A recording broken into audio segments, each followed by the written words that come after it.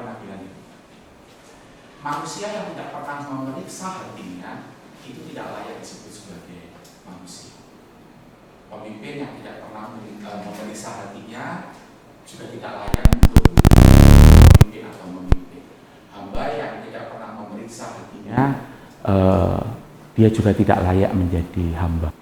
Bayangin seorang yang tidak percaya Alkitab, tapi dia bisa melihat kedalaman kehidupan manusia yang luar biasa. Dan ternyata Alkitab sebetulnya sudah mengungkapkan itu banyak. Ini tidak aware, kita itu tidak sadar. Nah, yang mau saya bagikan di sini sebetulnya adalah gini, bahwa pertumbuhan kita, kaitannya pertumbuhan pelayanan atau apapun, itu berbicara tentang apa yang ada di dalam, berbicara tentang baru kemudian itu nampak di dalam seluruh tindakan, perilaku semuanya. Jadi seperti itu. Pagi hari ini kita mau coba untuk kita ini ya korek hati kita sih, sebetulnya lebih pada itu. Saya rindu nanti teman-teman menemukan hati kita itu ada di mana gitu. Nah, makanya judulnya kalau disebut penyembahan berhala itu ya sebetulnya ini kita ngomong masalah hati gitu ya. Nah, teman-teman, apa sih yang kita bayangin kalau kita ngomongin tentang berhala? Kalau ngomongin tentang berhala, apa yang kita bayangin? Patung, iya betul. Patung, apalagi? Berhala. Apa yang kita bayangin kalau kita ngomongin berhala? Patung, ketagihan, betul. Untuk terserah, ada adiktif, ada patung, ada visual yang nampak.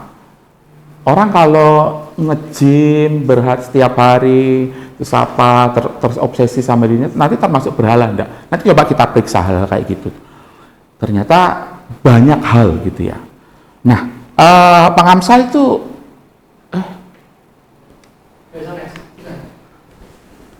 belum hidupin. Udah.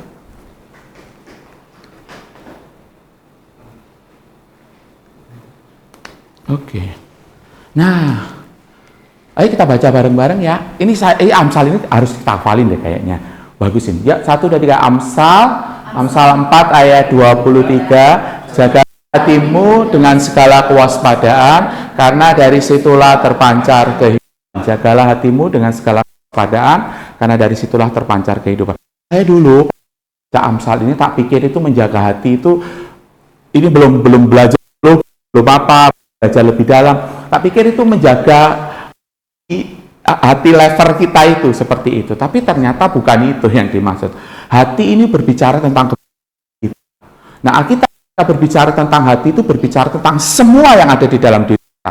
Entah itu pikiran kita, entah itu perasaan kita, entah itu kehendak kita, entah itu apa yang kita lakukan, entah itu perilaku kita. Itu ternyata semuanya merujuk kepada hati. Jadi ketika berbicara tentang hati, itu berarti menunjuk kepada semua hal di dalam hidup kita. Nah, menarik adalah bahwa kenapa kita ini disuruh menjaga hati kita itu ya. Menjaga hatinya Pak Filbert. Hati kita itu kenapa sih harus dijaga? Karena apa yang kita cintai dalam hati, apa yang kita suka dalam hati kita, itu akan menentukan setiap keputusan kita. Keputusan kita. Keputusan kita itu menyangkut pikiran, perbuatan, perkataan yang kita ambil dalam hidup ini. Oke? Jadi kenapa hati ini betul-betul menjadi sebuah teologi penting yang harus kita perhatikan. Karena semua yang kita lakukan itu asalnya dari hati. Oke. Jadi di sini kita langsung kayak kita bawa kaca gitu ya. Kalau aku buat ini itu kayak gitu loh. Nah, ini yang menunjukkan Tuhan Yesus, ingat enggak pernah Yesus Tuhan bilang satu statement tentang dan juga sesuatu yang nampak di luar. Ingat enggak ada yang ingat enggak? Karena dari dalam hati muncullah bla bla bla bla bla. Ingat enggak? Cari deh, nanti di satu statementnya Tuhan Yesus itu dia pernah berkata gini, bahwa apa yang dari dalam hati itu akan meluap dari apa yang dia buat atau apa yang dia katakan. Coba teman-teman nanti cari. Nah, Apa yang kita cintai dalam hati kita, itulah yang nanti akan menjadi sesuatu yang kita putuskan. Dan ternyata kunci perubahan itu bukan kita itu lakukan sesuatu. Ya memang itu salah satu bagian. Tetapi adalah bagaimana kita itu memahami apa yang paling kita cintai dalam hati kita. Saya ambil contoh ya, ini dalam pergumulan pastoral saya. Mungkin Feby ngalamin juga, ngajak anak-anak teens untuk baca Alkitab itu setengah mati ya, betul enggak? Diajak, ayo, sudah dikasih contoh, dikasih apa, paling kita bertahan berapa lama Feb? 2 minggu, setelah itu sudah. Saya dulu tuh merasa gini, sempat aduh kesel banget, ini anak ini diapain gitu ya. Ya, benar enggak? Kita tuh kadang juga gitu loh. Aku saat teduh semangat, misalnya barusan ikut retreat, barusan apa, saat teduh semangat gitu ya. Berubah perilakunya, tapi bertahan berapa lama? Seminggu paling. Sebulan paling lama. Karena persoalannya adalah sebetulnya masalah di hatinya. Jadi perubahan itu akan terjadi nyata ketika terjadi perubahan di dalam hatinya. Bukan berarti perilakunya tidak penting loh ya. Tapi apa yang ada di dalam ini nanti yang memang harus menolong kita untuk nantinya kita akan berubah, gitu ya. Contoh nih nanti aku akan sebutin. Kenapa sih hamba Tuhan itu malas kadang? Ayo, kalian boleh sebutin semua. Kira-kira apa? Kenapa? Ada apa-apa, santai aja. Kenapa kira-kira menurut kalian kenapa tuh ada hamba Tuhan itu malas? Gaji kecil. Gaji kecil. Apalagi? Apa Jen? Takut? Iya, dia insecure, ya kan? Dia tidak nyaman kalau orang, apalagi kalau hamba Tuhan itu malas. Harusnya kalau dikritik harusnya tambah rajin ya, tapi ini tambah males ini. Takut dikritik. Apalagi? Nyaman. Ya betul loh. Nanti kita akan maksudnya kulik gitu ya, bahwa perilaku yang kelihatan itu sebetulnya nanti kita perlu kulik apa sih yang jadi latar belakangnya kayak gitu ya. Ini bagus banget ini Bapak Agustinus dari Hippo.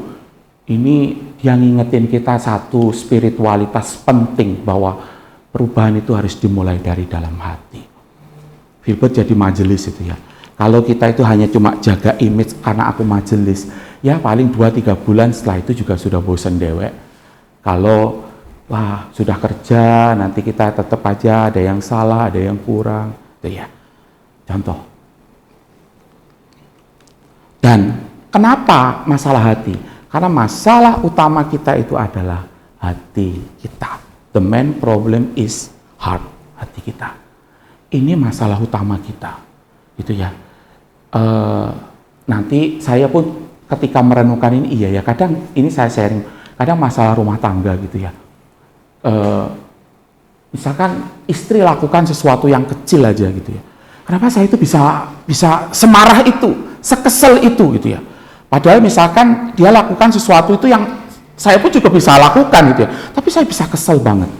Karena ternyata di balik itu semuanya ada sesuatu yang harus saya kulik dari diri saya. Nah ini penting teman-teman bahwa masalah utama kita itu adalah ini, saya suka istilah ini, disorder love. Keinginan kita, hati kita itu kacau gitu loh. Nah ini yang jadi problem kita di dalam pertumbuhan kita. Nah, coba ya, sekarang nanti kita diskusi nih, masing-masing nih. Dari beberapa situasi atau emosi berikut, manakah yang menggambarkan keadaan Anda? Ya, dalam beberapa waktu ini, gitu ya. Apakah dirimu merasa marah, bahkan sampai kesel gitu ya, sampai kadang putus asa, sudahlah, enggak mungkin bisa terjadi, kayak gitu, enggak mungkin bisa berubah gitu. Terus kemudian merasa insecure atau pengecut, gitu ya. Terus kemudian bosan, monoton, frustasi, kok hidup itu gini-gini aja gitu ya. Gereja juga cuma gini-gini aja gitu ya. Rasa frustasi, terus selalu gelisah, takut, overthinking, sehingga semuanya itu harus di well prepare sedemikian rupa, tetapi kita tidak happy, kita tidak joy gitu ya. Nah silakan dipilih dari situasi atau emosi di atas, kira-kira kenapa? Nah yuk coba, kita mulai dari Kak Nirma, kamu kata lagi kan pergi. Aku pilih nomor 4. Nomor 4. Kenapa kamu selalu gelisah, takut, dan overthinking? Kata ada William? Enggak. Oh. Tentang gereja. Ya terserah urusanmu apa aja. Ya, tahu gelisah aja, takut, overthinking berlebihan untuk hari-hari ke depan. Mau lulus ini ya? Iya. Mau lulus, overthinking gitu ya? Dilanjut atau enggak gitu ya? Itu maksudnya yang dilanjut hubungannya atau pelayanannya di sini? Semuanya, bukan semuanya. Semuanya ya, oke. Problem orang mau lulus kuliah itu ya gitu ya, nggak jelas gitu ya. Oke, Joshua? Nomor 3. Nomor 3. Dalam hal apa ya? Kehidupan, pekerjaan, gereja. Gitu ya. Kau merasa monoton?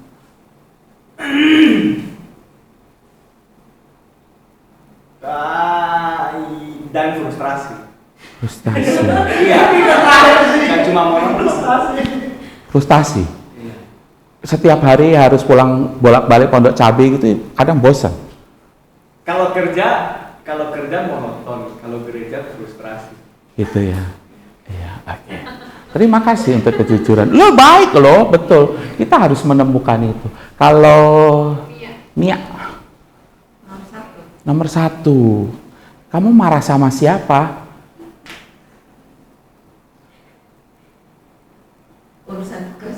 Urusan pekerjaan. Kamu marah gitu ya. Kenapa kamu marah?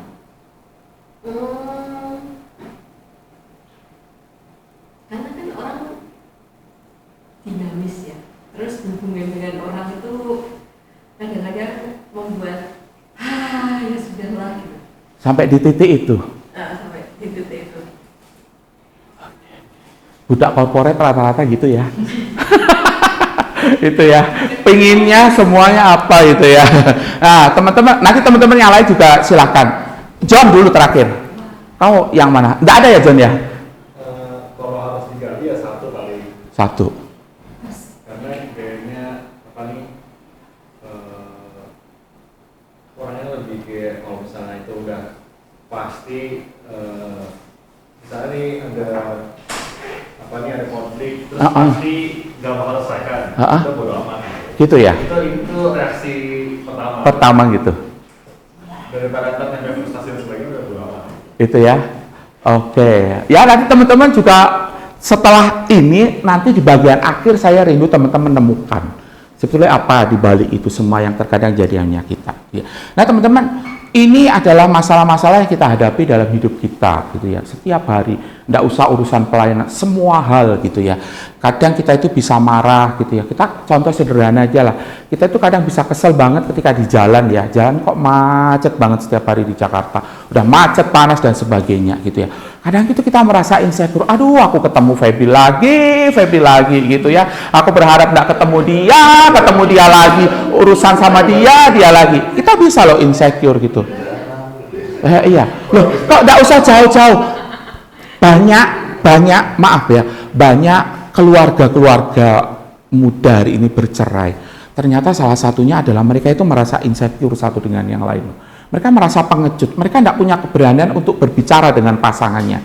Sehingga mereka memilih, oh kalau aku dapat yang lain, aku bisa bahagia. Padahal juga tidak menyelesaikan akarnya. Sedemikian, ada problem. Banyaklah, bosan gitu ya. Ya hidup kok tiap hari, dari Polri sampai ke TTA, naik KRL, ketemu abang ojek yang sama, KRL yang sama, ngetep yang sama. Kadang bosan hidup ini. Ya gereja kok cuma gini-gini aja, kita sudah ngomong pengen ini, pengen itu, tetapi ya yang lainnya kayak keong lah, kayaknya saya harus sendiri. Banyak sih teman-teman. Itu pergumulan kita gitu loh ya. Dan tapi coba nanti kita itu refleksikan gitu ya. Nah, kita agendanya hari ini sebetulnya 3 hal ini gitu ya. Kita coba memahami apa itu berhala, lalu kemudian kita nanti mengekspos, kita bongkar berhala dalam hati kita, dan kita mau tidak cuma bongkar, tapi kita mau juga menghancurkan. Khususnya nanti kita akan menghancurkan berhala itu dengan Injil, gitu ya. Nah, siap teman-teman? Oke, insya Allah ya. Bagus. Iya, insya Allah iya sama aja kan ya. Kita coba memahami ya, apa itu berhala. Ayo Yos, bacain Yos bagian ini Yos. Ini dasar Alkitabnya ya. Keluaran 20 ayat 2 sampai 3. Akulah Tuhan Allahmu yang membawa engkau keluar dari tanah Mesir, dari tempat perbudakan. Jangan ada padamu Allah lain di hadapanku. Nah, sekarang saya mau tanya, ini ayat ketiga, ini perintah yang keberapa? 1. Ayo, 1. Mia, nggak usah lihat Alkitab. Filbert, ini perintah yang keberapa? Pertama. John, ini perintah yang keberapa? Ellen, nggak ingat. Bu, ini perintah yang keberapa? Pertama. Oke, betul. Perintah yang pertama, di bawahnya ini ada perintah-perintah lain kan ya? Ada sampai 10 gitu ya. Jangan ada padamu Allah lain di hadapan. Saya itu tertarik dengan tafsirannya Martin Luther dari ayat ini. Dia itu bilang kayak gini. Kegagalan kita melakukan perintah 2, 3, 4, 5 dan seterusnya. Sebetulnya itu merujuk kepada kegagalan kita untuk melakukan perintah yang pertama. Saya ulangi ya. Kegagalan kita untuk melakukan perintah selanjutnya itu karena kita gagal melakukan perintah yang pertama. Perintah selanjutnya apa sih kira-kira? Ada yang ingat gak? Sebutin aja random gak apa-apa. Hormati orang tua. Oke, terus apa lagi? Jangan membunuh, jangan berzina, jangan mencuri dan sebagainya, jangan menginginkan dan semuanya. Ingat gak? Iya kan? Apa ya? Jangan ada padamu Allah di hadapanku, jangan membuat bagimu patung yang menyerupai apapun dan sebagainya gitu ya. Jadi kegagalan kita dari perintah 2 sampai 10 itu sebetulnya karena kita gagal melakukan ini itu sebagai hal yang paling utama gitu ya. Kenapa sih orang tidak bisa menghormati orang tuanya? Ya karena memang sebetulnya dia tidak menghormati Allah gitu ya, semacam itu. Nanti kita akan coba lihat. Jangan ada padamu Allah lain di hadapanku. Nah, sebetulnya ini loh yang mau saya katakan dari Keluaran tadi, bahwa berhala itu sebetulnya bukanlah hanya, kalau saya bilang bukanlah hanya itu berarti kan ada semacam perluasan makna ya. Betul ya? Bukanlah hanya patung, kayu, batu atau besi. Berhala adalah segala sesuatu yang kita cintai, kita kejar menggantikan Tuhan, dan dapat juga disebut Tuhan palsu atau Tuhan fungsional. Menurut Alkitab, berhala adalah segala sesuatu selain Tuhan yang kepadanya mengarahkan hati kita, memotivasi kita, menguasai atau memerintahkan kita, atau yang kita layani. Yes, ya, ini berbicara apa yang dalam banget ini. Apa yang motivasi kita, apa yang mendorong kita, apa yang menguasai kita, apa yang menggerakkan kita, itu berhala. Saya senang dengan Pak Sen, dia mendefinisikan buat saya lebih clear. Dia pernah bilang seperti ini, tiap-tiap manusia itu punya keinginan, betul ya? Oke? Semua punya keinginan, dan itu wajar dan normal kita sebagai manusia. Menjadi persoalan ketika keinginan itu menguasai kita atau mengambil tempat paling tinggi di dalam hidup kita. Itu berarti kita sedang melakukan penyembahan berhala, apapun itu. Ketika keinginan-keinginan kita itu menjadi sesuatu yang lebih tinggi daripada Tuhan, dari Tuhan yang memang harusnya selalu kita lihat, kita pandang, yang harusnya selalu kita renungkan, itu kita sedang melakukan penyembahan berhala. Gitu ya. Alkitab mendefinisikan pemberhalaan juga sangat baik, bahwa berdosa itu bukan hanya melakukan hal-hal yang buruk, tetapi melakukan hal yang baik atau mencari hal yang baik, tetapi itu menguasai kita. Itu kita sudah melakukan penyembahan berhala. Nah, nanti kita coba pikirkan itu. Nah, ini teman-teman. Pak, itu apa tadi dibilang di Alkitab ngomong itu di ayat mana? Tadi Bapak bilang Gambaran secara umumnya. Nanti coba kita lihat sebentar. Nah, ini. Berhala adalah apapun dalam hidup Anda yang sangat penting, sehingga Anda itu merasa bahwa kalau aku tidak punya itu rasanya aku itu tidak berarti, itu aja. Apa sih kadang yang bikin kita berarti gitu ya? Bagi sebagian orang mungkin karena wajahnya ganteng, itu kan berarti kan ya. Itu mungkin karena dia gelar, karena dia pinter. atau karena dia apa gitu, atau karena keluarga gitu ya. Itu bisa kalau kita pikirkan dan kita renungkan itu menjadi sesuatu yang serius bagi pertumbuhan iman kita. Berhala adalah apapun dalam hidup Anda yang sangat penting bagi hidup Anda sehingga Anda tidak dapat memiliki kehidupan yang berarti jika kehilangannya. Kalau kita tidak punya, wah rasanya kayak hidup itu tidak berarti. Sering kan berjumpa dengan kayak gitu, dengan diri kita juga itu kan seperti itu. Aku itu tidak punya ini loh, makanya aku itu tidak penting gitu. Aku tidak berarti, tidak bernilai. Nah ini, berhala adalah segala sesuatu yang menarik hati Anda dan imajinasi Anda lebih daripada Allah. Coba kalau bangun pagi, pertama kali kalau bangun pagi apa sih yang dipikirin?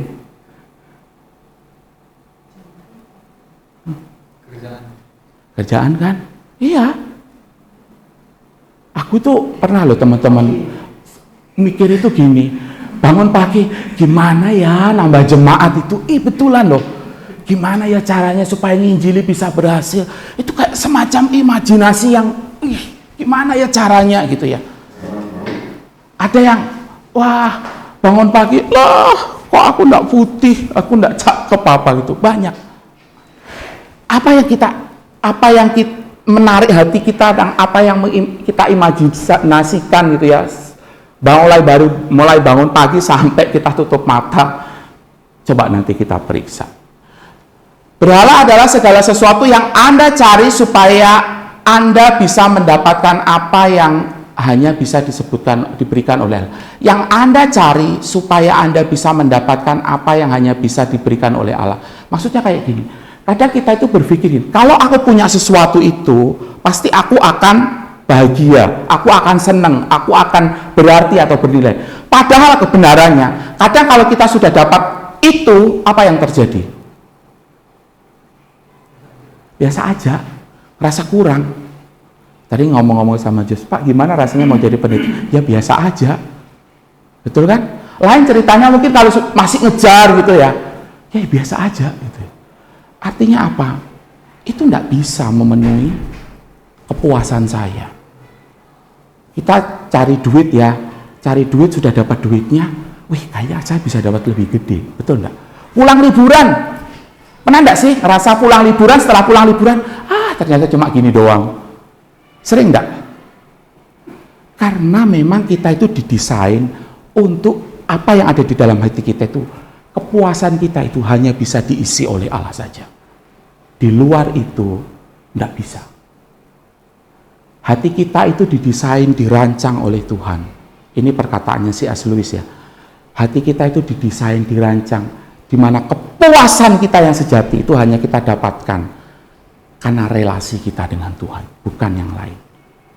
Coba kasih itu ibarat seperti gambarannya adalah minum air laut. Ada yang tahu minum air laut? Ada yang pernah coba? Itu kan asin, haus. Kalau kita minum, tambah haus. Kalau minum banyak-banyak, mati. Itu. Oke ya?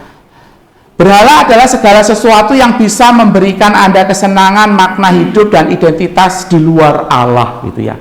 Ini bukan berarti kita tidak boleh menikmati atau mengejar kesenangan loh ya. Tetapi kalau itu jadi tujuan kita tertinggi, yaitu tadi seperti apa yang C.S. Lewis bilang itu. Kita minum terus karena kita pikir itu akan memuaskan kita, ya lama-lama kita akan mati. Berhala adalah yang baik yang kita jadikan sebagai sesuatu yang ultimat, tertinggi. Gitu ya. Yang itu baik, bekerja baik enggak? Baik, ya kita harus kerja malahan. Pelayanan baik enggak? Baik, ya harus pelayanan. Tapi kalau itu jadi tujuan tertinggi. Nah, kalau dari definisi ini, coba kalian pikir-pikir, renungkan nih. Kan kita sering kali aduh hidup itu enggak berarti kalau aku itu enggak pelayanan. Ayo coba kalau dari ini menurut kalian bisa enggak itu kita kategorikan sebagai sebuah pemberhalaan? Ya kan? Beneran teman-teman. Tapi juga jangan dibalik, oh kalau gitu aku enggak usah pelayanan. setelah aku dengar ABC ini. Enggak, justru nanti kita harus melayani. Nah ini mana Pak Eri? Berhenti pelayanan semuanya. Kenapa? Karena bisa jadi berhala. Baru pelayanan satu langkah sudah. Puasa pelayanan dulu ya Pak? Nggak usah pelayanan dulu ya. Puasa pelayanan dulu. Ada aja itu ya. Demi apa? Agar tidak ada alat lain. Ada ya. Saya ngajarin Pak Heri, wah. Tapi penting loh, betul. Ada orang merasa bahwa dia itu signifikan, dia itu penting, dia berarti karena melayani. Satu sisi itu baik gitu ya. Tetapi itu harus kita sampai pertanyaannya adalah motivasi kita apa untuk itu. Gitu ya. Karena kan pelayanannya juga bisa bentuk dalam yang lain. Nah ini yang terkadang seringkali juga ini penyakitnya hamba Tuhan sih. Gitu ya.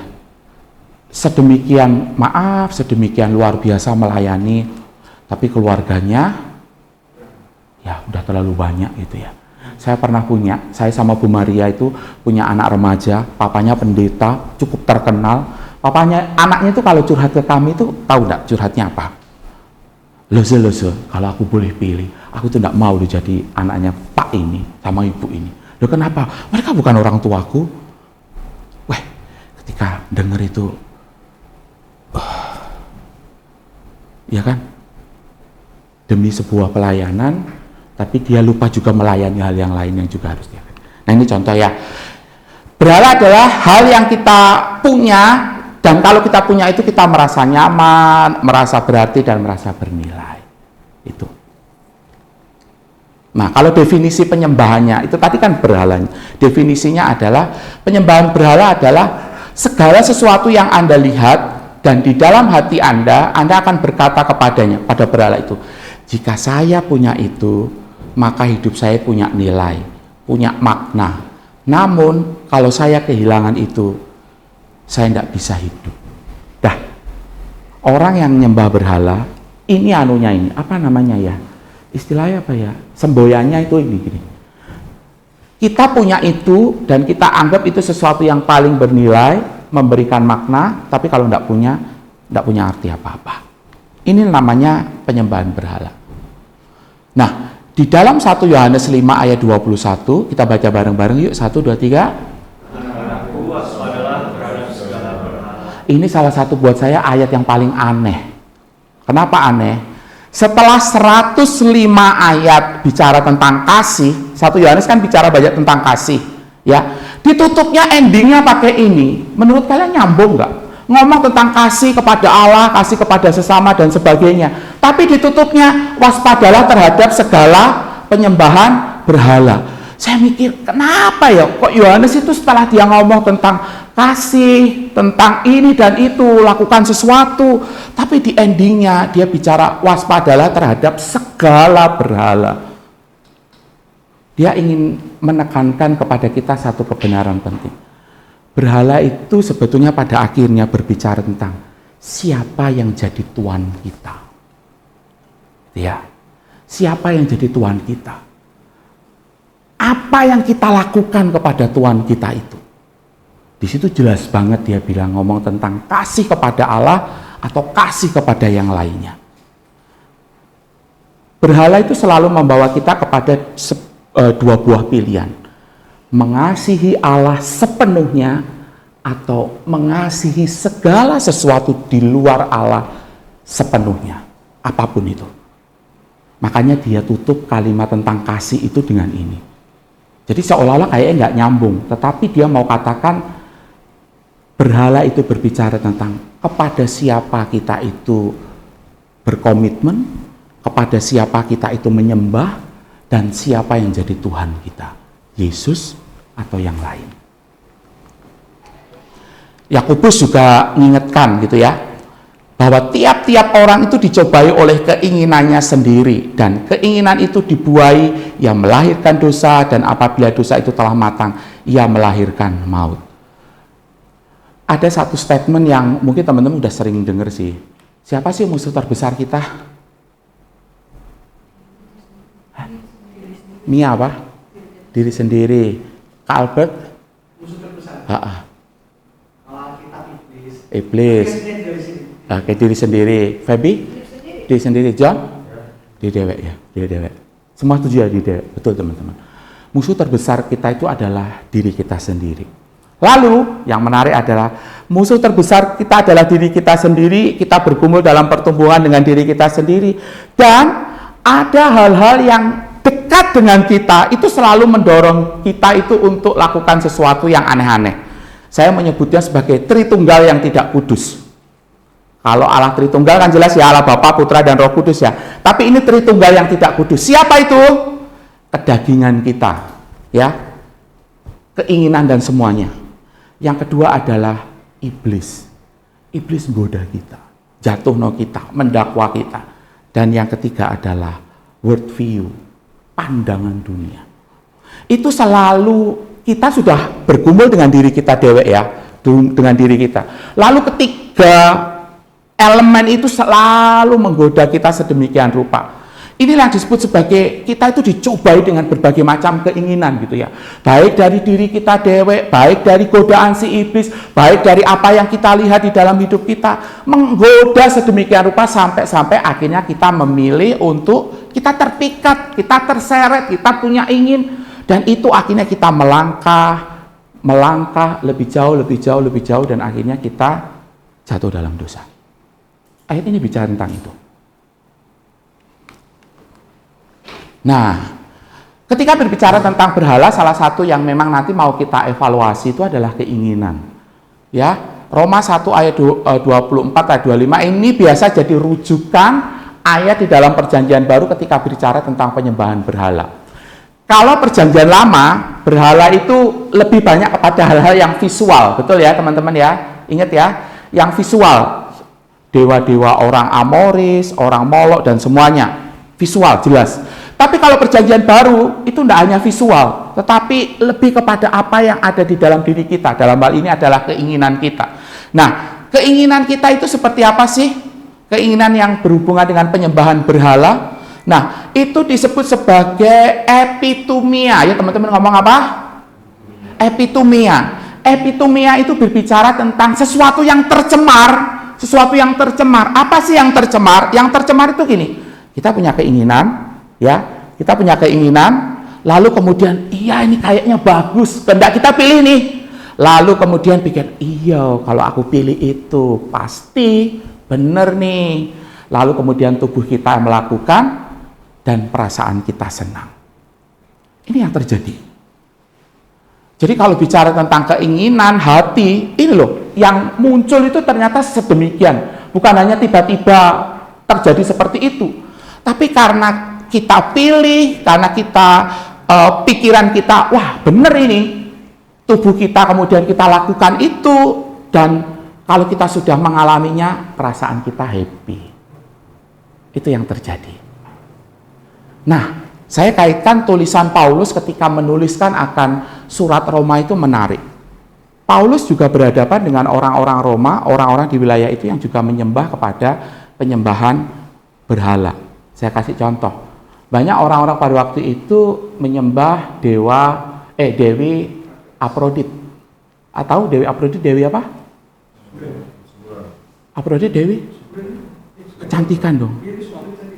Bukan, kecantikan. Artemis yang kecantikan ya. Afrodit itu Dewi kesuburan.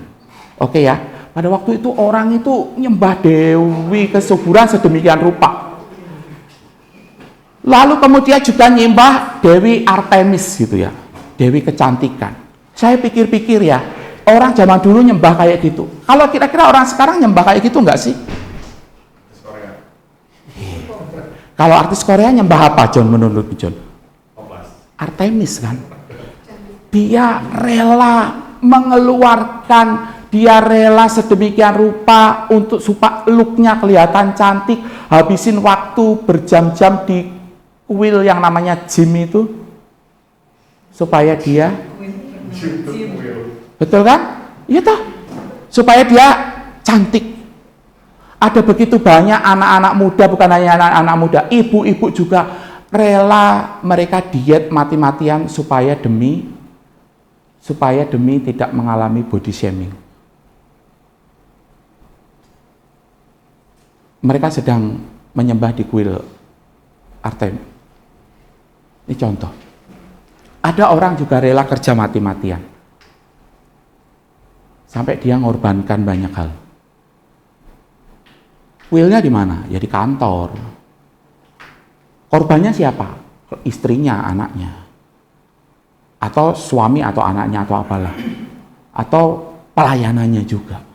Ya kan kadang banyak hal ya, itu kita lihat nyata bahwa ternyata penyembahan berhala itu bukan hanya yang terjadi pada waktu dulu. Hari ini juga terjadi, cuma bentuk tempatnya, kuilnya, korbannya berbeda, gitu aja.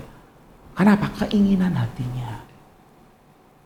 Sekarang saya tanya sama Joshua, kenapa kamu kerja keras, Jos? Pengen kaya. Pengen kaya. Oke, jawaban yang bagus. Pengen kaya. Mia, kenapa kamu rajin pelayanan? Gabut, Pak. Ya. Untuk mengisi. Iya. Betul. Itu nanti kita perlu renungkan dengan lebih dalam, teman-teman. Nah, nanti kita bisa lihat ini. Keluarga termasuk enggak? Anak termasuk enggak? Wah. Jadi ini ya. Ketika keinginan atau cinta kita berlebihan kepada segala sesuatu di luar Tuhan, itu kita akan ngalamin ini loh. Kita terseret, kita terpikat, lalu lahirlah dosa, dan dosa yang udah matang itu lahirkan maut. Itu kayak prosesnya itu terjadi semacam itu. Yang perlu, Paulus ingin memberikan sebuah gambaran yang clear apa yang terjadi ketika keinginan kita yang berlebihan itu seperti itu. Mau pilih yang mana? Kuning. Kuning, Ellen? Pink? Baby? Oke, John? Bebas. Nggak ada John bebas, warna bebas. Nggak ono. Ada bedanya. Hah? Siapa namamu? Hah? Yohan pilih yang apa, Yohan? Pink. Mia? Biru. Cik Wah pilih apa? Oren. Ya. Ungu gitu ya. Saya pilih hijau Tosca ya ini ya. Kita itu manusia itu selalu punya preferensinya, keinginan. Dan keinginan itu yang harus terus kita bertanya, bergumul di dalam perjalanan pertumbuhan iman kita sama Tuhan. Karena itulah yang sedang terjadi. Nah, bentar ya. Suatu hari Tuhan Yesus bilang, ini ayat ini kan seringkali jadi kontroversi gitu ya. Dia bilang itu gini, jikalau seorang datang kepadaku dan ia tidak membenci bapaknya, ibunya, istrinya, anaknya, saudara-saudara laki-laki atau perempuan, bahkan nyawanya sendiri, ia tidak dapat menjadi muridku. Menurut kalian ini kalimatnya itu soft atau keras? Kalimat Tuhan Yesus itu ini lembut atau nohok banget? Hah? Nohok? Ini kalimatnya Tuhan Yesus itu kalau diomongin sama kamu, sama Yosua, kamu ngerasa ini kalimatnya itu lembut atau keras? Lembut. Kenapa kok lembut? Kalau dari yang cerita ini dia lagi ngomong santai kan, dia nggak ngamuk, dia bilangin aja gitu, you know what, kalau kamu nggak gini, ya kamu nggak bisa jadi murid saya gitu. Oke, jadi lebih kepada suasananya yang pada waktu itu. Tapi kalau berdasarkan isinya, menurutmu John? Serius. Setuju serius? Berdasarkan isinya, kontennya serius. Kalau suasananya mungkin bisa jadi lebih santai karena dengan orang-orang yang Yesus kenal pada waktu itu. Tapi kalau kita lihat dari isinya, ini keras kalimat ini. Dan ini kalimat itu kan ingin berbicara bahwa Tuhan itu, kan kita seringkali dengar khotbah gimana? Yesus nomor 2, diri sendiri. Nah 3, lihat sudah punya istri anak gitu, keluarga gitu. Nah 3, saudara. Nomor 4, gereja gitu ya. Jadi kalau kita tidak bisa mencintai nomor 4 sama 3 atau 2, ya udah wong karena aku ini gitu ya. Nah teman-teman, itu Yesus itu ingin mengajarkan ini loh. Kita itu mengasihi hal yang kecil itu dengan kasih yang kecil. Kita itu mengasihi hal yang sedang dengan kasih yang sedang. Kita mengasihi hal yang besar dengan kasih yang besar. Dan kita harus mengasihi Yesus itu yang terutama.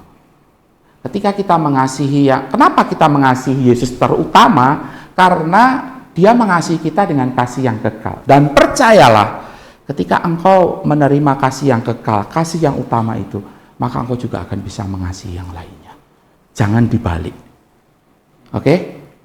Itu sebetulnya yang Tuhan Yesus mau katakan. Banyak orang berpikir, oh enggak,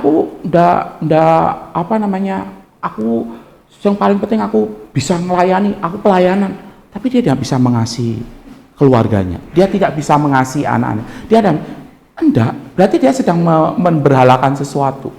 Tuhan Yesus ingin mengatakan bahwa ini loh sebetulnya kasih yang teratur itu seperti itu. Ketika kasih yang utama dalam hal ini adalah Kristus, apa yang sudah Yesus lakukan dalam hidup kita itu, maka kita akan dimampukan untuk mengasihi hal yang lainnya. Ya, ini penting. Tadi sudah memahami, membongkar. Nanti setelah membongkar baru kita diskusi. Gimana sih cara kita membongkar? Kan udah tahu ya, pahami. Bongkarnya itu kayak gini. Kita perlu mengidentifikasi hal-hal yang menjadi berhala dalam hidup kita. Dosa secara umum itu ada yang kita lihat sebagai sebuah dosa perilaku, yang nampak, yang kelihatan. Tapi ada juga dosa motivasi yang tidak nampak, gitu ya. Gambarannya nanti di dalam slide ini seperti gunung dan bawahnya ada yang disebut sebagai sesuatu yang tidak nampak itu adalah apa yang ada dalam hati kita, lalu kemudian kita pilih, lalu kemudian kita benarkan dengan pikiran kita. Itu bicara tentang motivasi. Dan yang menarik, dosa perilaku itu konkret, jelas di permukaan. Kalau misalnya ketemu ada anak yang ngomongnya itu kotor, tahu ya? Maksudnya ngomong kotor gitu ya? Ya yang kotor, tahu ya? Ngomongnya kotor gitu ya? Ngomong kotor. Udah ada, jangan kotor. Ada anak itu yang ngomongnya itu mesum. Nah, udah gede-gede semua. Ngomongnya itu mesum. Kalau ngomong itu mesum banget gitu ya. Ya barang-barang udah keluar semua gitu ya. Kita tidak akan berarti, kamu jangan ngomong kayak gitu. Tidak akan menyelesaikan gitu ya. Ada anak kayak gitu. Tapi ada yang jauh, tidak kentara dan lebih dalam lagi. Saya itu di depan rumah itu kan ada anak-anak kecil seperti Keanu main layangan gitu ya, main layangan. Tapi menariknya setiap kali main layangan itu keluar itu kebun binatang semua, kata-kata kotor. Saya penasaran, saya pernah patuh panggil, "Nak, kamu kenapa kok ngomong kayak gitu?" "Ya enggak apa-apa," bilang gitu. Terus saya tanya itu, "Kenapa kok kamu ngomong kotor kayak gitu?" Pertama ternyata dia di rumah papanya juga ngomongnya kayak gitu. Ya, dia ngomong seperti itu, dia ketemu dengan teman di rumah enggak kerasa, dia ketemu dengan teman, dia merasa diterima ketika ngomong seperti itu. Akhirnya di rumah dia enggak ngomong apa-apa. Enggak berani karena sudah dengerin dari papanya. Di luar dia ngomong itu dengan teman-temannya karena merasa diterima sama teman-temannya. Lalu kemudian saya ngomong-ngomong gitu. Nah ini contoh, nanti kita bisa lihat. Ada yang, ini kayak gini teman-teman. Gambarannya ini jelas banget ya. Jadi perilaku dosa yang kelihatan dan juga motivasi atau berhala idol apa yang mendasarinya. Nampak banget itu ya. Yang satu nampak, yang satunya lebih besar. Dan ini juga yang dibilangin sama Yeremia. Yeremia 17 ayat 9 itu bilang, betapa liciknya hati, lebih licik daripada segala sesuatu, hatinya sudah membatu, siapa yang dapat mengetahuinya. Ini ngomong siapa yang dapat mengetahuinya itu bicara tentang kita. Kita itu gini loh, kadang itu kita dosa tapi kita tidak sadar itu dosa. Licik itu. Kita tahu itu salah, kita melakukan itu salah, tetapi kita tak sadar bahwa itu sebuah kesalahan yang serius. Itu licik. Licik yang dimaksud dalam bagian itu seperti itu. Dan kita itu tidak bisa deteksi ternyata. Itu ya. Kelicikan hati kita. Kita ngerasa, tidak apa-apa kok. Kita tidak sadar.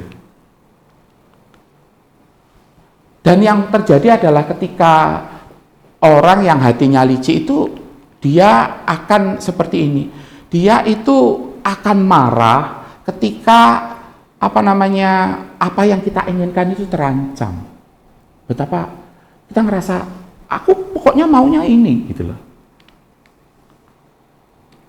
Dan yang menarik adalah bahwa orang yang hatinya licik itu adalah dia menyesali dosa, menyesali akibat dari dosa itu tidak sama dengan menyesali dosa. Apa itu? Nah ini, jika saya membenci dosa karena hukumannya, saya belum bertobat dari dosa saya.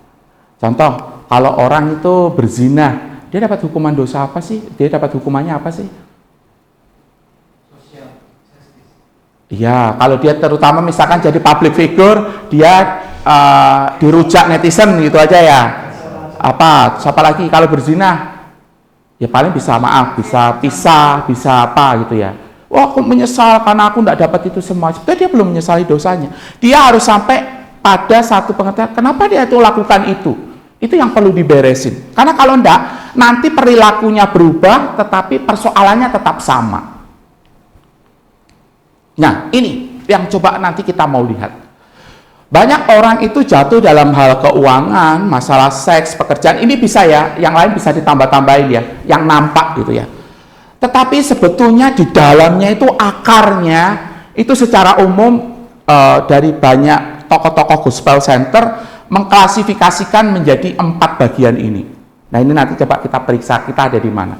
Yaitu kontrol, comfort, approve, sama status. Ya, kita ingat aman, nyaman, diterima, berkuasa. Apa aja teman-teman? Aman, nyaman, diterima, berkuasa. Jadi ini perilakunya yang kelihatan. Tetapi sebetulnya yang tidak kelihatan itu waduh banyak sekali. Nanti kita coba cek. Saya sudah siapin beberapa. 4 akar motivasi dosa itu adalah power, kekuasaan. Karena kita pengen berkuasa pada dasarnya. Kita pengen diterima karena kita pengen nyaman dan karena kita ini pengen mengontrol. Oke, nah ini sebetulnya ini salah satu clue untuk kita mengidentifikasi, ini penting. Kalau kita orang yang suka cari power atau kuasa, maka kita pasti ingin sukses, kita ingin berpengaruh, kita pasti ingin menang. Harga yang kita bayarkan untuk kita itu punya kuasa itu apa? Rela mengorbankan hubungan. Rela mengorbankan hubungan.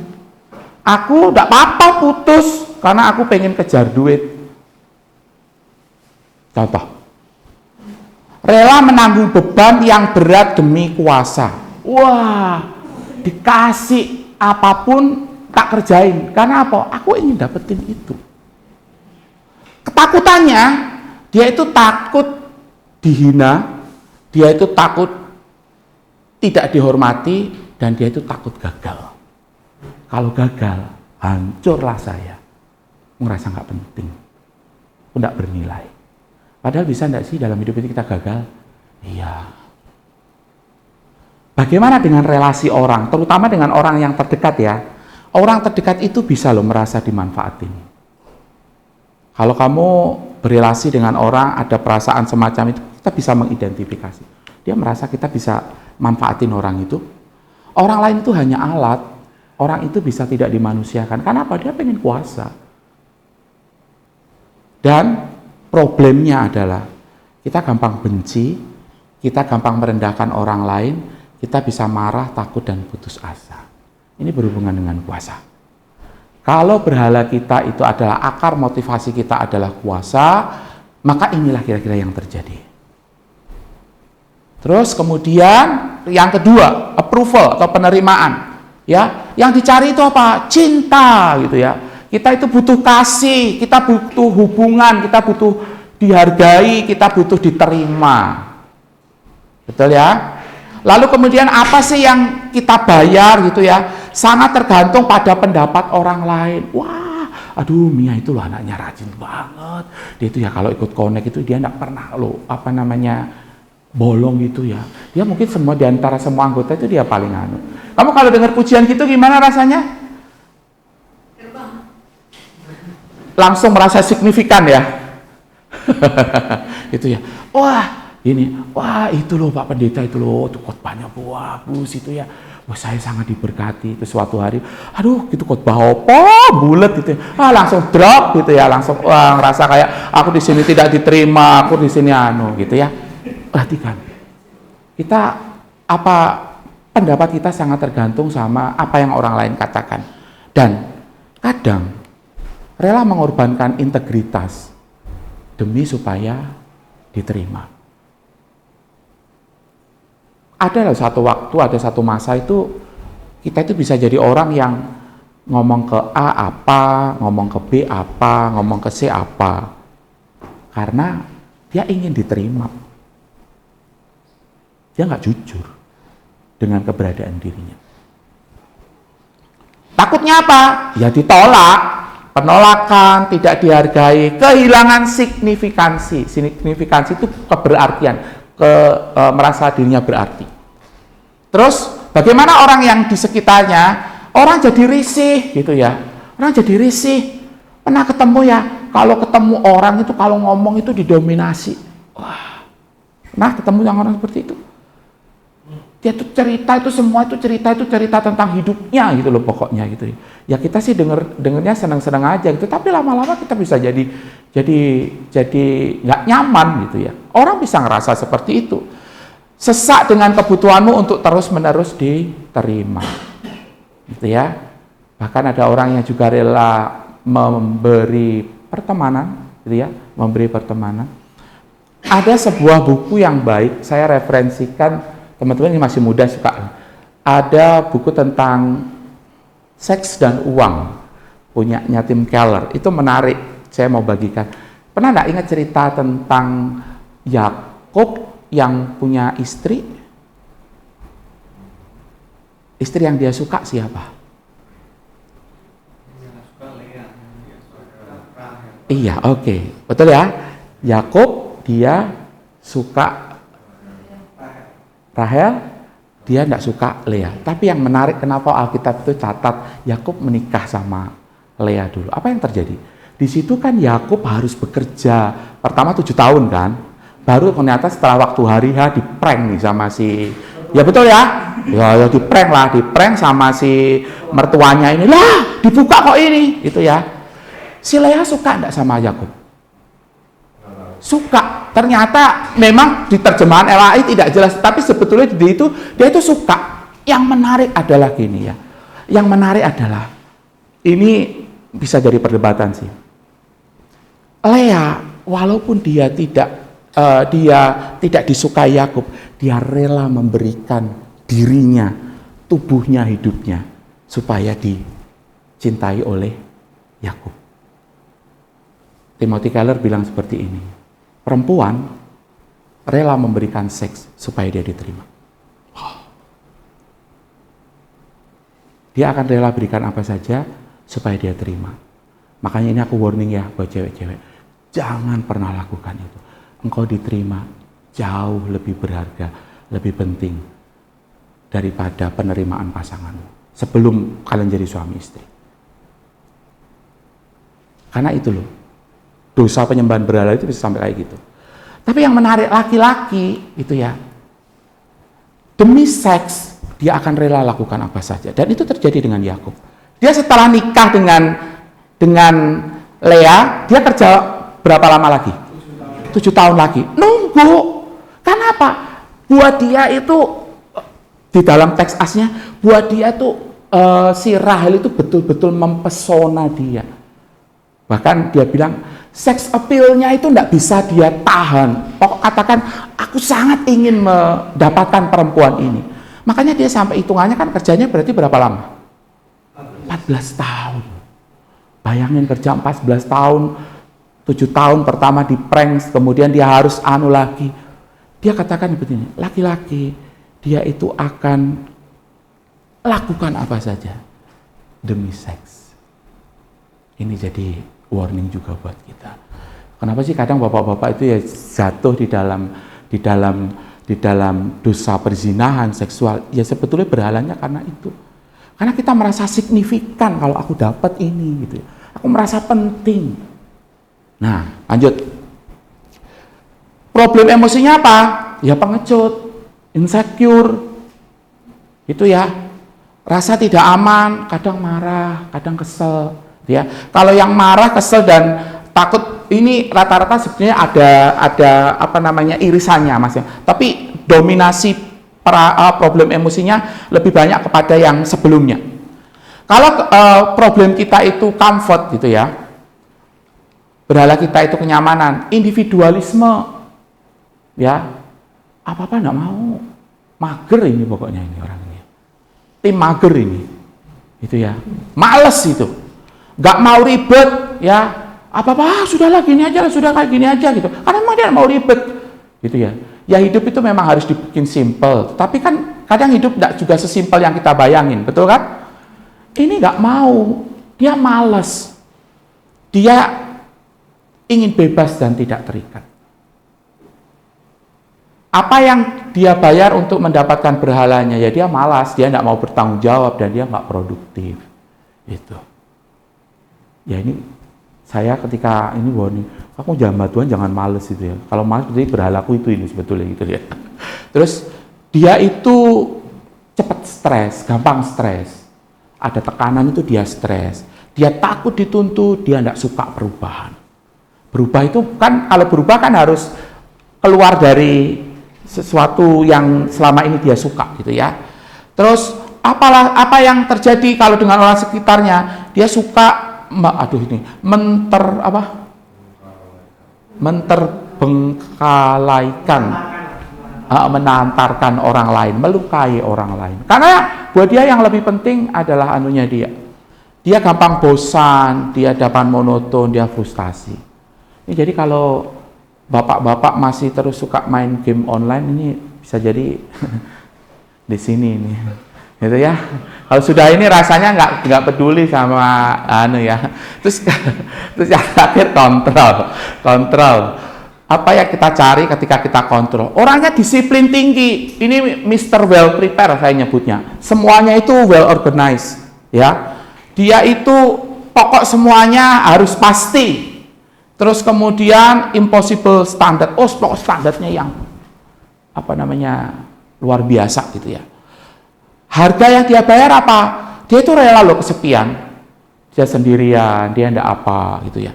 Rela mengorbankan hubungan atau kebaikan orang lain demi kontrol.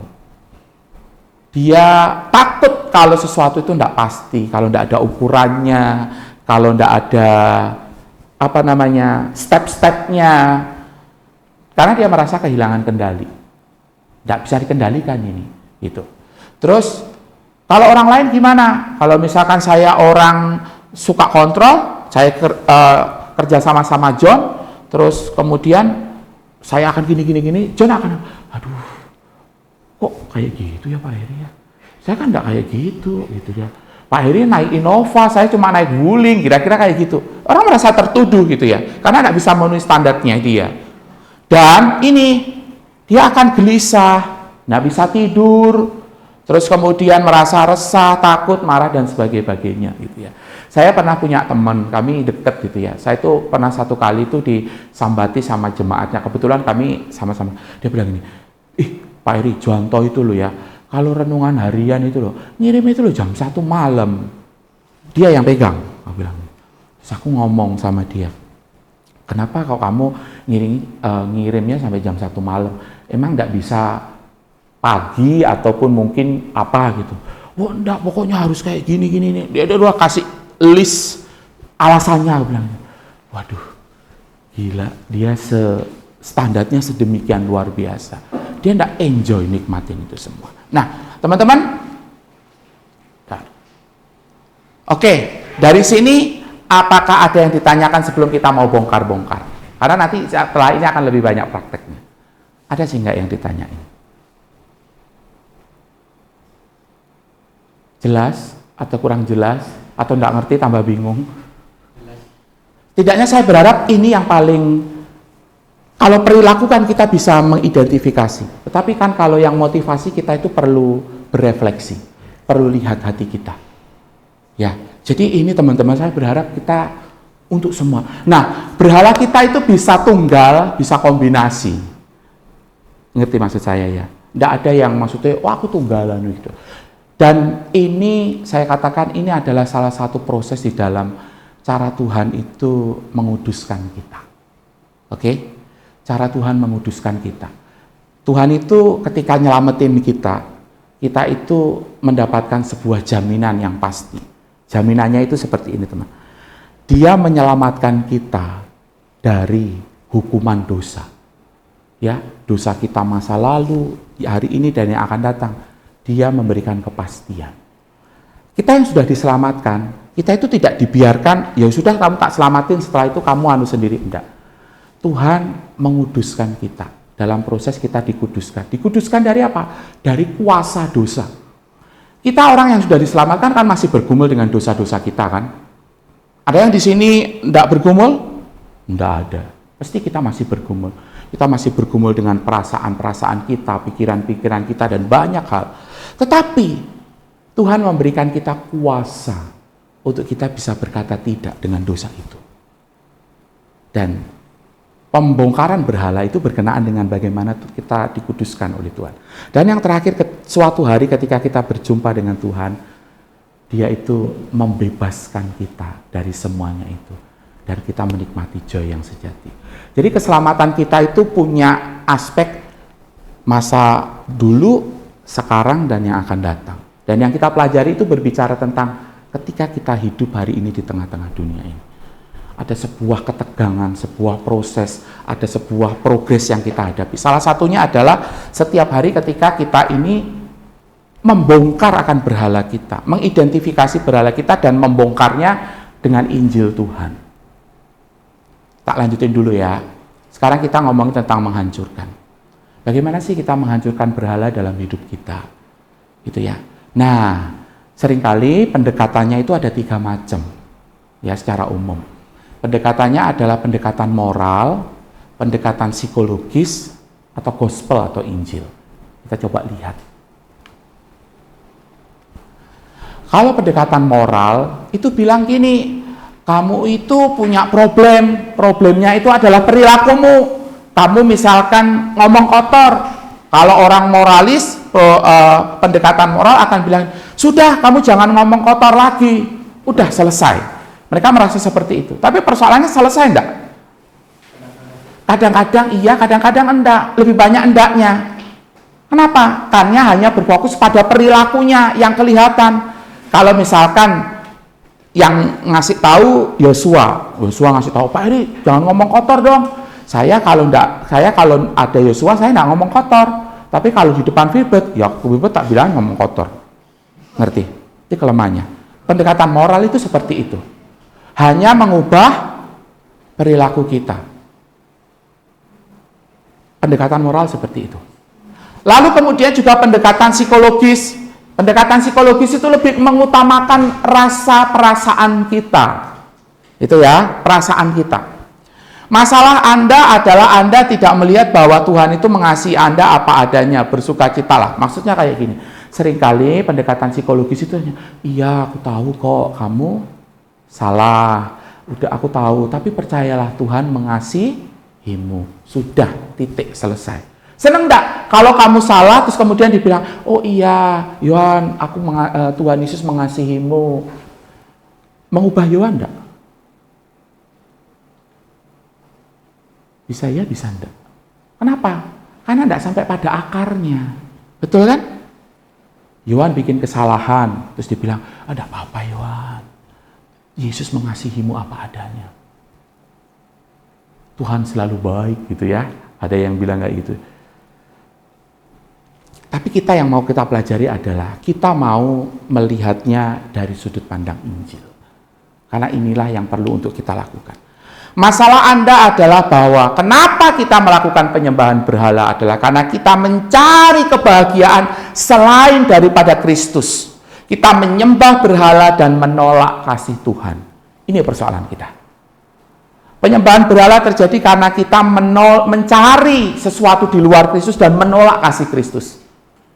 Jadi nanti kita kalau bicara tentang membongkar berhala itu berarti kita ada pertobatan tapi juga ada percaya. Ada pertobatan, ada percaya. Kalau kayak mobil itu tahu piston ya. Piston yang bergerak itu ya. Jadi pergumulan kita di dalam pengudusan Tuhan itu adalah kita bertobat, kita percaya, kita bertobat. Pakai sarana. Sarananya apa? Firman Tuhan, doa, persekutuan, dan juga pelayanan. Secara umum banyak yang kasih gambaran secara singkat seperti itu. Jadi dalam hidup kita, dalam proses Tuhan menguduskan kita itu dipanggil untuk kita itu percaya, bertobat, percaya. Terus itu kayak menggerakkan kita. Bahan bakarnya apa? Kita berdoa, kita baca firman, kita bersekutu, dan juga kita melayani Tuhan. Itu kayak semacam jadi sesuatu yang terus menggerakkan pertumbuhan kita. Nah, teman-teman, apa sih Injil? Nah, seringkali orang itu berpikir kalau ngomong Injil itu berbicara tentang apa yang akan datang. Padahal Injil itu berbicara tentang dulu, sekarang, dan yang akan datang.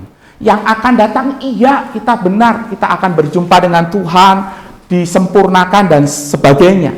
Tapi persoalannya kan kita masih hidup di tengah-tengah dunia ini, betul ya? Banyak orang memahami Injil itu hanya seperti jaket keselamatan. Ya, yang kita pakai kalau kita itu udah deket-deket mau mati atau apa baru percaya Injil atau apa. Sementara orang Kristen itu bicara, oh kalau jadi orang Kristen itu berarti aku pokok harus ini A, B, C, D, E. Iya benar, tapi itu cuma separuh, itu Injil yang terpotong. Kehidupan kita setelah diselamatkan oleh Injil berarti kita hidup bagi Injil dan hidup demi Injil. Nah itu proses yang harus kita alami. Nah, Injil itu berbicara tentang keadilan Tuhan, di mana konsekuensi dari penyembahan berhala itu adalah hukuman mati, tetapi juga Injil itu berbicara tentang kasih Tuhan, bahwa Tuhan mengampuni orang-orang yang menyembah berhala. Seperti apa? Ini di dalam Roma 3 ayat 23, ayat 26 khususnya. Maksudnya ialah untuk menunjukkan keadilannya pada masa kini, supaya nyata bahwa ia benar dan juga membenarkan orang yang percaya kepada Kristus. Ini konteksnya adalah orang yang mati di dalam dosa. Orang yang mati di dalam dosa, di sana dikatakan dia dibenarkan oleh Kristus dan Kristus membenarkan orang yang percaya kepada dia. Apa reaksi Anda ketika melihat gambar ini? Enak ya? John? Nasi goreng. Feb, reaksimu? Nikmat. Ellen? Enak. Percayalah ini nasi goreng yang paling enak yang pernah saya makan, teman-teman. Kenapa? Ya, ini kalau kita lihat gambar ini kan kita bisa bilang enak, lezat, wih luar biasa, menarik, apalagi kalau kita posisi lapar gitu ya. Nah teman-teman, apa sih sebetulnya yang ingin mau saya katakan dari bagian ini adalah bahwa ini, saya ingin kita ini tidak hanya tahu bahwa Injil itu benar, percaya ya Injil benar ya, percaya, tapi saya rindu kita merasakan kelezatan Injil. Yang saya dapatkan namanya adalah, ayo kita ngomong bareng-bareng. 1, 2, 3. Gospelisius. Saya mau nanti peserta di sini dapat Gospelisius versi kalian masing-masing. Karena seperti itu yang ingin saya tuju. Bahwa setiap kita ini merasakan, menikmati, mengunyah, bahkan dibuat puas dan kenyang oleh Injil itu secara personal. Dengan pergumulan-pergumulan tadi yang sedang kita hadapi. Makanya sebetulnya ya jujur teman-teman, saya termasuk juga orang yang tidak terlalu sreg dalam hidup ini. Kita ini untuk bermisi atau untuk ber-PI itu harus dengan metode. Karena kan kalau metode itu langkah-langkahnya 1, 2, 3. Kalau langkahnya nomor 3 mandek, selanjutnya tidak bisa jalan gitu ya. Seringkali kan kayak gitu. Bukan berarti belajar metode tidak penting ya. Tapi saya percaya, ketika seseorang itu dia tahu Gospelisiusnya dia, wah, betapa luar biasa. Dia akan mengecap, mengenyam, bahkan kenyang dan puas oleh karena Injil itu. Nanti kita belajar ya, gospelisiusnya apa ya. Sik tunggu ya, sabar ya. Gimana sih caranya kita ini mendapatkan gospelisius? Yaitu kita merenungkan, memikirkan kebenaran Injil itu, gagasan dalam Injil itu. Perhatikan ya, kata kuncinya adalah gagasan dalam Injil. Gagasannya nanti apa saja, nanti saya akan list. Itu menjadi sesuatu yang manis, sesuatu yang besar, sesuatu yang mengharukan, sesuatu yang mempengaruhi, sampai rasanya itu, aduh. Ketika kalian misalkan merenungkan apa yang Yesus lakukan buat hidupmu itu, sampai kamu bilang, ini aku Tuhan. Itu gospelisius. Contoh nih, contoh ayat-ayat yang saya referensikan untuk kita coba sebagai pendukung gospelisius itu ya. Kita baca 14 sampai 19, yuk kita baca bareng-bareng ya. Bacanya nggak usah kenceng-kenceng, nggak usah buru-buru, pelan-pelan ya. 1, 2, 3. Itulah sebabnya aku sujud kepada Bapa, yang daripadanya semua turunan yang di dalam surga dan di atas bumi menerima namanya. Aku berdoa supaya Ia menurut kekayaan kemuliaannya menguatkan dan meneguhkan kamu oleh Roh-Nya di dalam batinmu, sehingga oleh iman Kristus diam di dalam hatimu dan kamu berakar sampai berdasar di dalam kasih. Aku berdoa supaya kamu bersama-sama dengan segala orang kudus dapat memahami betapa lebarnya dan panjangnya dan tingginya dan dalamnya kasih Kristus, dan dapat mengenal kasih itu sekalipun ia melampaui segala pengetahuan. Aku berdoa supaya kamu dipenuhi di dalam seluruh kepenuhan Allah. Ini teman-teman gospelisiusnya.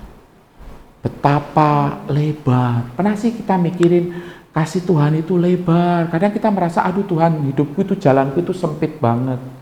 Kita kadang merasa bahwa, aduh Tuhan kok pendek sekali, terlalu cepat. Tapi firman Tuhan katakan jalan Tuhan itu, kasih Tuhan itu begitu panjang, betapa tinggi dan betapa dalam. Ya, sesuatu yang bisa kita imajinasikan. Dan kita mau mengenal itu sekalipun itu melampaui segala pengetahuan.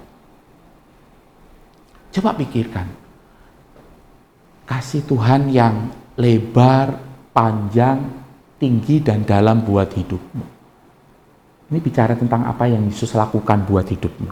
Apa yang Yesus lakukan buat hidupmu. Ya, apa yang Yesus lakukan buat hidupmu.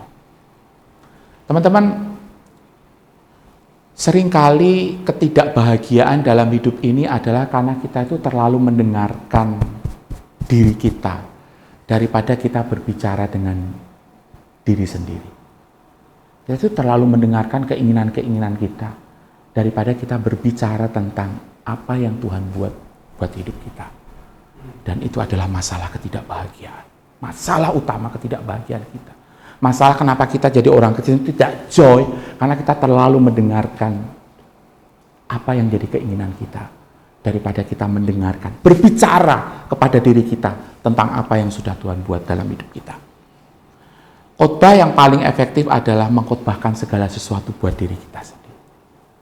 Makanya kenapa kok kita itu kadang harus renungan sih? Kenapa sih kita harus saat teduh? Karena itu waktunya Tuhan ngomong sama kamu. Bukan karena kalau aku tidak lakukan aku merasa bersalah, terus kemudian sama pemimpin care groupku atau konekku, ya kamu kok belum renungan, dikejar-kejar kayak debt collector gitu ya. Bukan. Kalau terus kayak gitu hati kita tidak berubah, perilaku kita tidak berubah. Perilaku kita mungkin berubah, tapi hatinya tidak berubah. Tapi ketika kita tahu bahwa itu adalah sebuah cara yang terbaik yang dapat saya lakukan supaya Tuhan berbicara kepada saya. Mau tidak mau kamu akan selalu ngambil waktu saat teduh.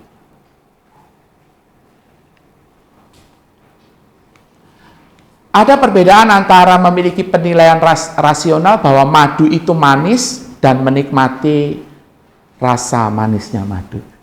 Tahu ya? Kan kita tahu, oh ini penting, ini berguna. Tapi ketika kita tahu, kita mengalaminya, itu sesuatu yang luar biasa. Nah, proses kita untuk menghancurkan berhala itu adalah kita mengidentifikasi berhala kita itu apa. Pertanyaannya adalah, apa sih yang buat kita, yang paling kita takuti? yang paling kita khawatirkan, yang paling buat kita bahagia dan paling membuat kita bangga, kita perlu bertobat dari penyembahan berhala itu. Dan khotbahkan kebenaran Injil. Temukan gospelisius buat hidup kita. Nanti tak ajari caranya. Ini prosesnya ya. Ini setiap hari kita bisa lakukan. Kita perlu minta bantuan Roh Kudus untuk membantu kita. Apa sih kok aku seperti ini? Kita mulai mengenali nih dosa kita. Mulai dari dosa permukaannya. Kenapa Pak Filbert ini tidak sabar sama Jessica? Contoh ya Bert ya. Kita perlu mengenali, kita perlu jujur sama Tuhan. Tapi jangan cuma Tuhan aku marah sama istriku. Tapi kita perlu Tuhan tunjukkan kenapa aku itu marah sama dia. Apa sebetulnya yang harus aku bongkar dari dalam diriku? Apa akar dosa saya? Poin ketiga. Lalu kemudian kita bertobat, Tuhan ternyata aku marah itu karena apa? Aku ingin ngontrol dia. Dan ternyata dia tidak bisa tak kontrol. Marahlah aku. Lalu kemudian kita renungkan Injil. Apa sih yang Yesus lakukan buat hidup kita? Ya, kita kan juga sukanya ngontrol gitu ya. Yesus itu Allah yang bisa ngontrol segala sesuatu, tapi dia rela loh. Untuk dia itu, dalam tanda kutip, dalam kemanusiaannya, dia tidak mengontrol segala sesuatu, bahkan memberi dirinya jadi hamba. Dikontrol oleh orang lain, bahkan keadaan. Oleh karena dia tahu, dengan itu dia menggenapi misi Bapa untuk keselamatan. Kita perlu menantang diri kita dengan Injil, apa yang perlu kita khotbahkan itu, lalu kemudian kita memiliki harapan dalam Tuhan. Ini proses untuk kita berdiam diri, merenung di hadapan Tuhan. Jadi ini juga sebagai salah satu disiplin rohani. Kan kita kalau renungan kata-kata baca, doa setelah itu selesai. Saya berharap ini yang perlu kita kembangkan dalam. Tidak harus misalkan ini ya teman-teman, tidak harus mungkin teman-teman dalam aktivitas itu ya, dalam aktivitas apa, ini bisa dipraktikkan. Itu ya, Joshua sambil nyetir, misalkan John lagi sambil meriksain laporan-laporan. Oh iya ya, aku ternyata udah ngamuk-ngamuk ini sama anak buahku apa. Kita perlu untuk lakukan sesering mungkin, ketika Tuhan menyadarkan itu buat kita lakukan itu. Ini contoh aja gitu ya. Ini contoh dia marah sama istrinya tadi aku Danu Filbert gitu ya. Sorry. Ini ya. Ini contoh ya. Tuhan aku tidak sanggup lagi gitu ya. Waduh. Dia ngenali aku ini jengkel pada istriku. Aku marah sama istriku. Kita coba hati kita, kenapa aku marah? Karena aku mau dia itu melakukan seperti apa yang saya mau. Makanya aku marah. Karena dia tidak melakukan seperti apa yang saya mau. Lalu kemudian kita mengakui, kita meratapi bahwa kita berlawanan dengan karakter Tuhan. Untuk hal-hal seperti itu kita tuh begitu kesal gitu ya. Kita renungkan Injil, kita tantang, dan kita hidup dalam pengharapan. Nah, nanti ini tugas kita, tuliskan definisi Injil yang gospelisius bagi hati Anda. Nah, ini teman-teman, apa yang Yesus lakukan buat hidup kita? Tidak jelas ya? Boleh? Nanti pas ini ya, nanti kita renungkan khususnya di bagian tindakan, ini berbicara tentang apa yang Yesus sudah buat. Itu ya, Yesus sudah mati buatmu. Yesus hidup di dalammu. Yesus rela ditolak untukmu. Yesus memuaskan murka Allah yang harusnya kamu terima. Yesus ditinggalkan karenamu. Gitu ya. Yesus dibangkitkan untuk saya. Yesus mengutus Roh Kudus di dalam hatimu. Yesus naik ke surga untukmu. Yesus menopang terus hidupmu. Dan dia akan datang kembali kepada saya. Jadi nanti caranya gini teman-teman. Teman-teman perlu mengidentifikasi apa yang jadi berhala kalian. Dari 4 tadi ya, akarnya tadi ya. Seperti itu ya, akar. Lalu kemudian kalian nanti berkata, oh iya, aku ternyata orangnya selama ini seperti ini. Aku ternyata merasa insecure karena mungkin aku dari keluarga biasa-biasa saja. Aku merasa bahwa kalau aku udah jadi orang seperti ini, orang baru nerima aku. Tapi lewat Injil aku diingatkan, aku diterima Yesus, bukan karena aku A, B, C, D, E atau apa. Buktinya apa? Dia mengasihi aku ini orang berdosa, tapi dia mengasihi aku. Dan ini membuatku cukup, aku tidak perlu cari penerimaan yang lain. Tapi justru sebaliknya, aku menerima penerimaan Yesus, dan itu akan kujadikan dasar untuk aku menjalani hidup ini, bukan untuk mencari penerimaan orang. Ini contoh, nanti saya kasih contoh. Ini ya, nanti tindakannya Yesus. Nah, ini apa yang Yesus lakukan di masa lalu, masa kini, dan yang masa akan datang yang Yesus lakukan buat kita. Tak kasih contoh ini langsung. Ini Gospelisius versinya Heri Sugianto. Injil adalah kabar baik karena artinya saya diterima oleh Allah. Berarti kira-kira tahu berhala saya apa? Penerimaan. Oke. Sebelum saya melakukan sesuatu yang baik atau buruk, bahkan termasuk masa lalu saya, Allah sudah menyatakan, Heri adalah anak kesayanganku yang kepadanya aku berkenan. Ini berarti bahwa Allah menerima saya seperti Dia menerima Yesus. Di atas kayu salib, Yesus menanggung penolakan yang pantas saya terima, dan yang paling dan Allah berpaling dari Yesus. Berarti yang paling saya takutkan adalah ditinggalkan atau ditolak. Tetapi Yesus rela untuk ditinggalkan dan ditolak. Bahkan Allah berpaling dari Yesus. Anak Allah yang sempurna kehilangan perkenanan Allah sehingga Allah tidak akan pernah berpaling dari saya. Apa yang Yesus lakukan, Dia ditinggalkan, Dia ditolak, itu membuat saya yakin bahwa Allah tidak pernah ninggalin saya. Lebih dari itu, Allah senang kepada saya seolah-olah saya tidak pernah melakukan kesalahan apapun. Dan jika saya sudah memiliki penerimaan Allah, saya tidak perlu lagi tidak perlu lagi mencari penerimaan dari gereja, keluarga, teman-teman, sebab saya merasa secure dan saya melakukannya dalam melakukan pelayanan bagi Kristus. Ini Gospelisius versi saya. Saya akan bicarakan ini berulang-ulang kepada diri saya, sehingga saya menikmati Injil itu secara personal dalam hidup kita. Terakhir, Yesus harus menjadi lebih indah bagi imajinasi Anda, lebih menarik bagi hati Anda daripada berhala Anda. Itulah yang akan menggantikan Allah palsu. Apa yang Yesus lakukan itu harus lebih menarik dari semua yang kamu inginkan, semua yang kamu imajinasikan. Sebab dengan itu semua Allah palsumu akan tergantikan. Dan ini adalah proses untuk kita terus mencari seumur hidup kita. Oke? Ada yang mau ditanyakan sebelum nanti kita praktek bareng-bareng?